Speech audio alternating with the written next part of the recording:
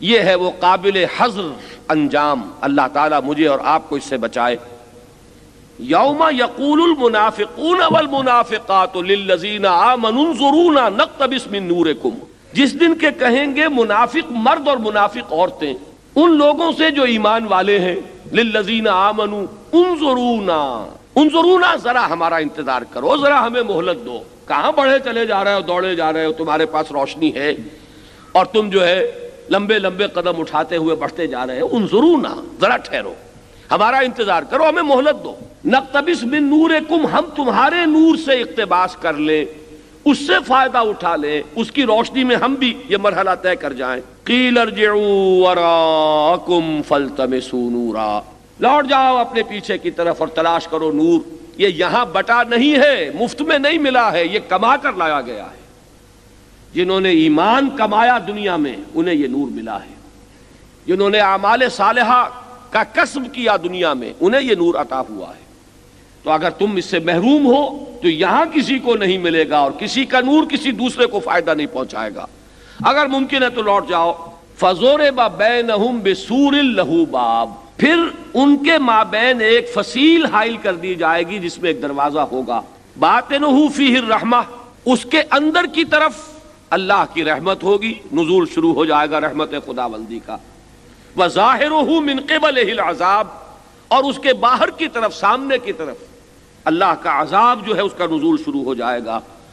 يُنَادُونَهُمْ أَلَمْ نَكُمْ مَعَكُمْ، وہ یہ پکار کر کہیں گے اہل ایمان سے، کیا ہم تمہارے ساتھ نہ تھے؟ دنیا میں تو گڑبڑ تھے نا، عبداللہ ابن ابی بھی، ابو بکر صدیق بھی رضی اللہ تعالی عنہ ایک ہی مسجد میں ہے، حضور کی محفل میں ہے، ایک ہی صف میں کھڑے ہیں، لیکن یہ کہ یہاں جو اتنا بڑا فرق ہو گیا، تم آگے نکل گئے، ہم پیچھے رہ گئے، ہمارے مابین فصیل حائل کر دی گئی، الم نکم معکم، کیا ہم تمہارے ساتھ نہ تھے؟ اب یہاں قالو ہے، یہ ہے معروف کا صیغہ، وہ کہیں گے اہل ایمان بلا، کیوں نہیں، تھے تم بھی ہمارے ساتھ تھے، اللہ نے تمہیں توفیق دی تھی، کلمہ شہادت تم نے زبان سے ادا کیا تھا، اور تم میں سے کسی کو کسی وقت کوئی ایمان کی رمق بھی شاید حاصل ہو گئی ہو، لیکن تم نے کیا کیا وہ یاد کرو۔ یہ الفاظ جو اب آئے ہیں ان کو نوٹ کیجئے، میرے نزدیک یہ قرآن مجید کی عظیم ترین آیات میں سے ہے کہ کسی شخص کو اگر ایمان کی کوئی رمق ملی بھی ہو تو کس طرح درجہ بدرجہ اپنے طرز عمل کی وجہ سے وہ اس سے محروم ہو کر اور نفاق اس کے دل کے اندر قائم ہو جاتا ہے۔ اس کے مراحل کیا ہیں؟ فرمایا بلا، کیوں نہیں تم ہمارے ساتھ تھے، وَلَٰكِنَّكُمْ فَتَنْتُمْ أَنفُسَكُمْ وَتَرَبَّصْتُمْ وَارْتَبْتُمْ وَغَرَّتْكُمُ الْأَمَانِيُّ حَتَّىٰ جَاءَ أَمْرُ اللَّهِ وَغَرَّكُمْ بِاللَّهِ الْغَرُورُ۔ میں یہ عرض کیے بغیر نہیں رہ سکتا کہ اگر اس ایک آیت کو آج آپ سمجھ لیں تو ہماری یہ آج کی نشست کا حاصل یہی ہے۔ ہوا کیا تمہارے ساتھ؟ حادثہ کیا ہوا؟ کیا اللہ ظالم ہے؟ نہیں، تو تم نے کچھ کیا جس کی وجہ سے تمہارا یہ انجام ہوا، وہ کیا کیا یہ ہے سمجھنے کی بات۔ پہلی بات کیا ہے؟ وَلَٰكِنَّكُمْ فَتَنْتُمْ أَنفُسَكُمْ، تم نے اپنے آپ کو اپنے ہاتھوں فتنوں میں ڈالا۔ کس نے یہ ترجیحات قائم کی؟ کس نے تقدیم و تاخیر کی؟ تم نے کس کو مؤخر کیا، کس کو مقدم کیا؟ یوم ینبأ الانسان یومئذ بما قدم واخر، کس چیز کو آگے کیا، کس کو پیچھے کیا، کس کو اہم تر سمجھا، کس کو کم اہم سمجھا۔ یہ تمہارے اپنے کرتوت ہیں۔ تم نے مال کی محبت، اولاد کی محبت، اس کو اللہ اور اس کے رسول اور اللہ کی راہ میں جہاد اور انفاق پر غالب کر دیا۔ یہ ہے تمہارا وہ عمل کہ جس کی وجہ سے تم نے اپنے آپ کو اپنے ہاتھوں فتنے میں ڈالا۔ یہ میزان جو ہے اس کی ڈنڈی تم نے جھکائی، اس کا نتیجہ کیا نکلا؟ نتیجہ تو گو مگو ہے، چلوں یا نہ چلوں، بڑھوں کہ نہ بڑھوں۔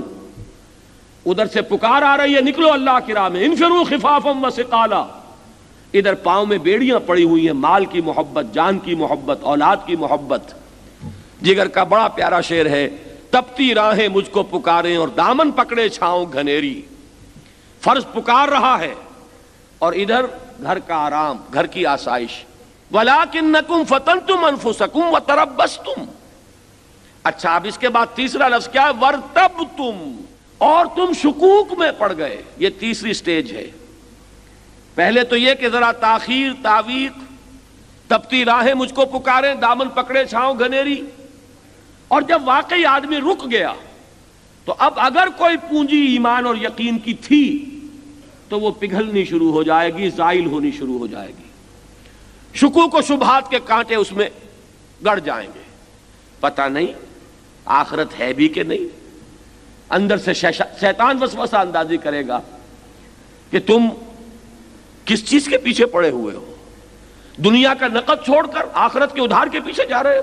یہ تو بہت ہی ناسمجھی کی بات ہے، نادانی کی بات ہے، بے وقوفی کی بات ہے. وَلَٰكِنَّكُمْ فَتَنْتُمْ أَنفُسَكُمْ وَتَرَبَّصْتُمْ وَارْتَبْتُمْ وَغَرَّتْكُمُ الْأَمَانِي. یہ چوتھی سٹیج ہے.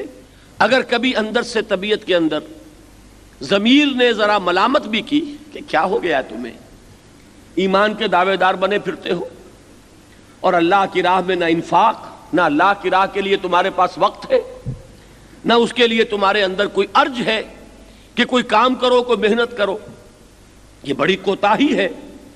تو اب انسان ایک اور جو ہے اپنے اس ضمیر کو سلانے کے لیے لوریاں دے کر، تھپک تھپک کر اب ایک نیا فلسفہ تراشتا ہے. اللہ تو بڑا نکتہ نواز ہے، بڑا پالن ہار ہے، بڑا بخشن ہار ہے، بڑا رحیم ہے، بڑا ودود ہے، بڑا کریم ہے. یہ جو واقعہ ہے کہ اللہ ہے، ایسا ہے، لیکن جس جگہ تم اللہ کی صفت کا حوالہ دے رہے ہو وہ غلط ہے. یہ تم نے صرف اپنی جسٹیفیکیشن کے لیے کیا. تو انگریزی میں اس کا صحیح سینس آپ سمجھیں گے وشفل تھنکنگ. یہ ہے وہ چوتھی چیز کہ تمہیں تمہاری خواہشات نے دھوکہ دیا. غرتکم الامانی حتی جاء امر اللہ، یہاں تک کہ اللہ تعالیٰ کا فیصلہ آ گیا. یہ اللہ تعالیٰ کا فیصلہ کیا ہے؟ موت، مہلت ختم. جس طرح امتحان میں کہا جاتا ہے کہ اب قلم رکھ دیے جائیں، بات ختم. امتحان کا وقت ختم ہوا، مہلت عمر ختم ہوئی. وَغَرَّكُمْ بِاللَّهِ الْغَرُورُ، اور تمہیں خوب دھوکہ دیا اللہ پر یا اللہ کے ساتھ اس دھوکے باز نے. یہ غرور غین کی زبر کے ساتھ ہے. شیطان کیا کرتا ہے؟ اللہ کی رحیمی اور کریمی اور ستاری اور غفاری اس کی پٹی زیادہ پڑھا کر اور انسان کو غلط راستے پر ڈالا. اب بڑھتا بھی جا رہا ہے. حرام خوری کیے جاؤ، اللہ غفور ہے، رحیم ہے، جو چاہو کرو، آخر حضور کے امتی ہو، شفاعت آخر کس کی ہونی ہے.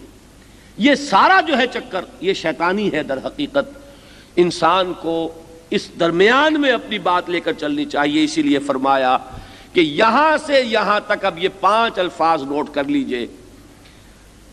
اللہ نہ کرے کہ ہم کہیں ان 5 منزلوں میں سے کسی منزل پر کھڑے ہوں، لیکن یہ جان لیجئے اگر قرآن کو پڑھتے ہوئے ساتھ کے ساتھ اپنے آپ کو تولتے نہیں رہیں گے تو یہ پڑھنا بیکار ہو جائے گا.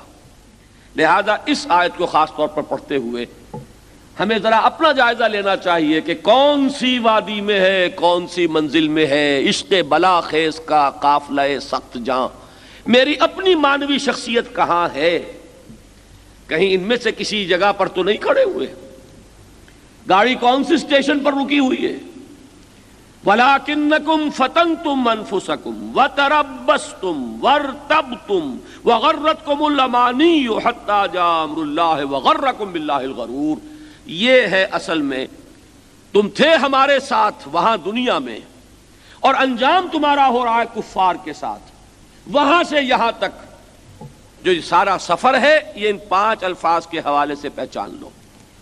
لہذا آپ دیکھیے اگلی آیت کس قدر حسرت لیے ہوئے ہے. فَالْيَوْمَ، تو آج کے دن، لَا يُؤْخَذُ مِنْكُمْ فِدْيَةٌ وَلَا مِنَ الَّذِينَ كَفَرُوا، آج نہ تم سے کوئی فدیہ قبول کیا جائے گا اور نہ کافروں سے. مَأْوَاكُمُ النَّارُ، تم سب کا ٹھکانہ اب جہنم ہے. هِيَ مَوْلَاكُمْ، اب تو کافروں کا اور منافقوں کا ان کی مولا، ان کی مددگار، ان کی ہمدرد، ان کی ساتھی، ان کی غمگسار یہ آگ ہی ہے. کوئی دکھ درد اپنا کرنا ہے تو اسی سے کرو. وَبِئْسَ الْمَصِيرُ، اور وہ بہت برا ٹھکانہ ہے.